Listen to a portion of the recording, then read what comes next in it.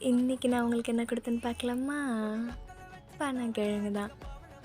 இதில் high fibre இருக்கனால அவங்க கட் ஹெல்த்துக்கு ரொம்பவே நல்லது. அது மட்டும் இல்லைங்க, இதில் விட்டமின் பி, மினரல்ஸ் எல்லாமே இருக்கிறதுனால இது ஒரு ஹெல்த்தி ட்ரீட்டாகவும் நீங்கள் அவங்களுக்கு கொடுக்கலாம். எஸ்பெஷலாக சம்மர் டைமுக்கு டெஃபினட்டாக இதை நீங்கள் உங்கள் பேர்ட்ஸ்க்கு ட்ரை பண்ணலாம். ஏன்னா இதில் கூலிங் ப்ராப்பர்ட்டியும் இருக்குது.